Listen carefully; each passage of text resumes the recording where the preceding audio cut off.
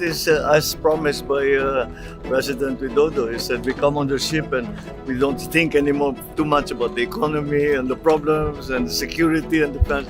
And he's absolutely right. It's a very, very good idea to clear your head so that you can go back to work refreshed Now romantic. and romantic. Yeah, no, it's beautiful actually. So we're lucky it's not raining today, so quite happy. And it's our first time here in Labuan Bajo, so yeah, just very happy to be on this boat and something different for the ASEAN Summit. How do you feel? Very nice. So far, very calm, very smooth. We're looking forward to seeing the sunset. And we're very happy you can see the sun. I think it should be quite spectacular. I have never been to East Nusa Tenggara. This is the first time. I saw the photographs, but being here is better.